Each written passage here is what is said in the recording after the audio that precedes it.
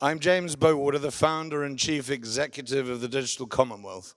Welcome to this, the second edition of our Mansion House Summit series. As I was woken at 4 a.m. this morning to an almighty thunderstorm and torrential rain, my heart sank somewhat, as literally 2 weeks ago, on the 34th floor of the DMCC in Dubai, I was looking forward to welcoming the exact same number of guests as assembled today for a full day of presentations from 9 of my portfolio companies. Well, let's just say, as the apocalyptic weather front hit the building, I was grateful that anyone showed up at all. So well done, and thank you for braving the weather and being on time today. I can think of worse places to shelter than this wonderful building, the Mansion House. As the living home of the Lord Mayor of the City of London, this building is steeped in history. In fact, off the back of this old ballroom is where Nelson Mandela, then President of South Africa, slept when here as a guest. Notably, South Africa was one of the founding members of the modern Commonwealth, an organization which is celebrating its 75th anniversary and now made up of 56 countries with a population of 2.5 billion, 1.5 billion of whom are under the age of 30. I'm extremely grateful, therefore, to our first speaker for taking the time to be here today before flying off to Ghana in a few hours' time. So please welcome on stage Assistant Secretary General of the Commonwealth, Professor Louis Franceschi.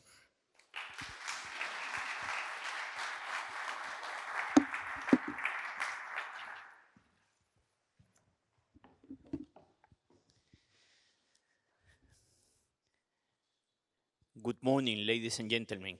I also woke up with thunders, and the first thing that came to my mind was Mansion House. I have to be there. What time is it? My name is, as he said, is Louis Franceschi. I'm French by descent, Venezuelan by birth, and Kenyan by choice. In Swahili, I don't have an accent, but it's very beautiful because my grandparents moved from Corsica to Trinidad. They were in the chocolate business.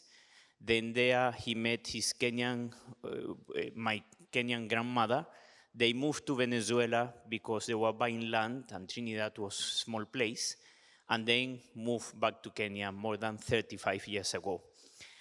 And I am a product of the Commonwealth.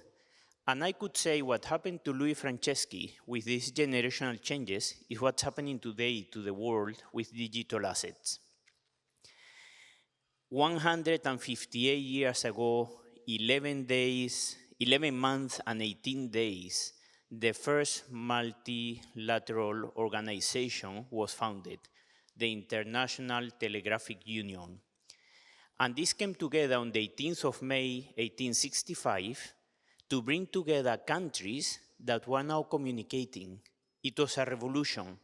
And this change created with time the League of Nations and all the mushrooming of UN system organizations that came after the Second World War.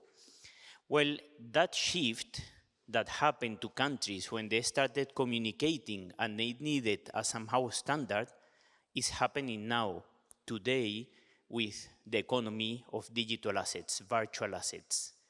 We do not have the possibility of regulating virtual assets on our own space because they are virtual and they cross borders without visas. So how do we do this? What can we do? All the changes that are happening in the world, these thunders that are coming upon the economy, the society, climate, everything, well, what can we do? Well, I come from a country, from Kenya, that suffered this incredible thunder in the early 2000s with the birth of M-Pesa. M-Pesa, which means mobile pesa, mobile money, was a revolution because it gave people the possibility to transact with the phone without having a bank, and later even to access your bank account and then transact without somehow leaving trace. Now there are traces. We can trace the money.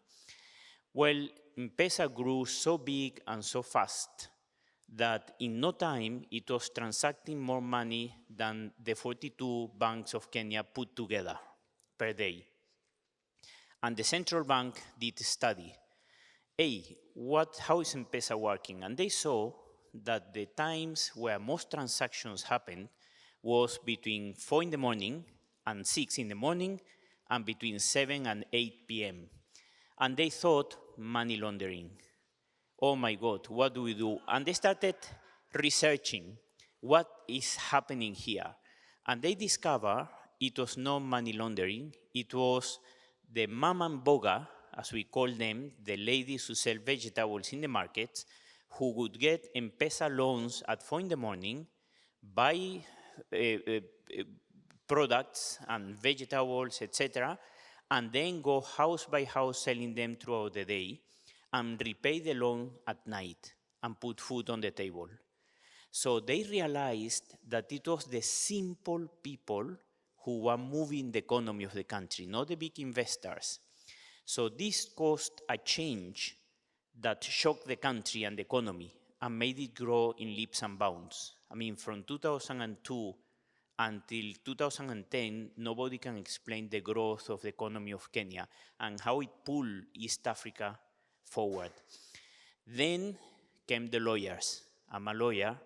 You know, a lawyer, a little girl told me the difference between, Samantha, she's called, and she told me, Louis, do you know the difference between a lawyer and a catfish?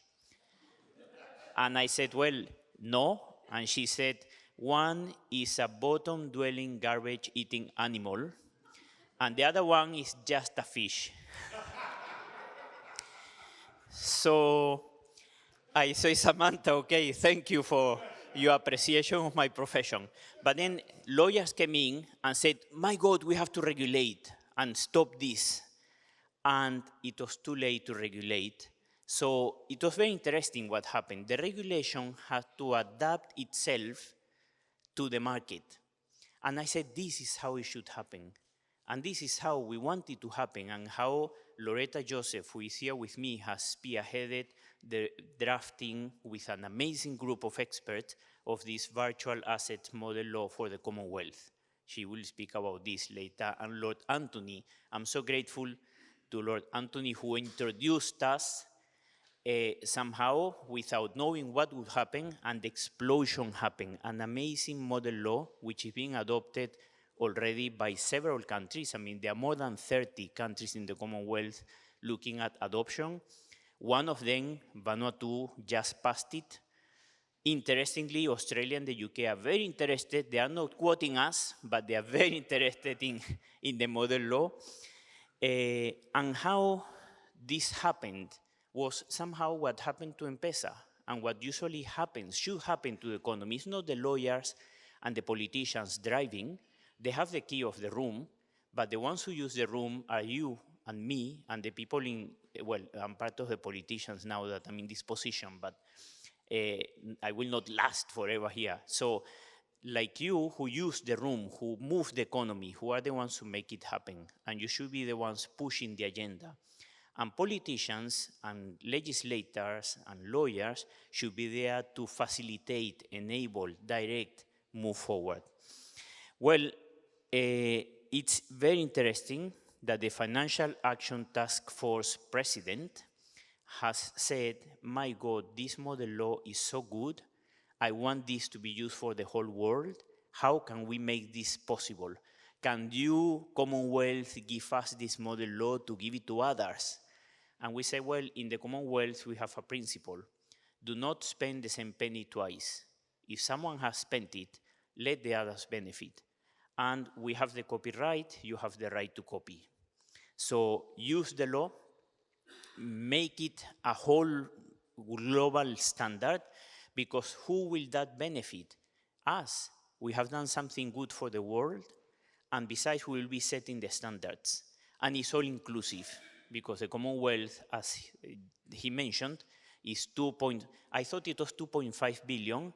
The Cabinet Secretary of India told us now we are 1.5, so that means we are 2.7.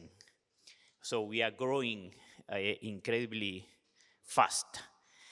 So, well, this somehow is the idea. This model law was adopted by the law ministers of the Commonwealth, of the 56 countries in Zanzibar a month ago, they said, wow, this is fantastic, we like it.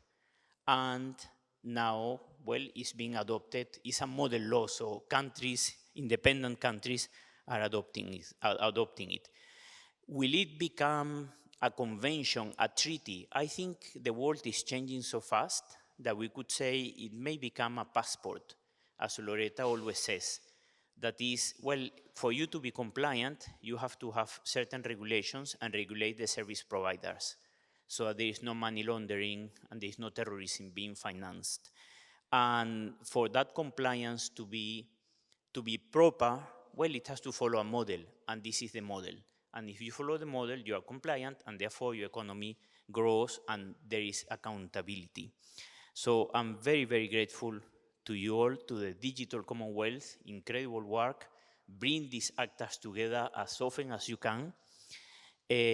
Loretta, Lord Anthony, and the whole team, which has participated in all this, and they did pro bono. You see, it's very interesting. And I'm sure they have got so much work now from countries because of that pro bono giving for nothing. They did not know what was going to happen out of this. Well, we continue moving forward. The Commonwealth is friendship with a purpose.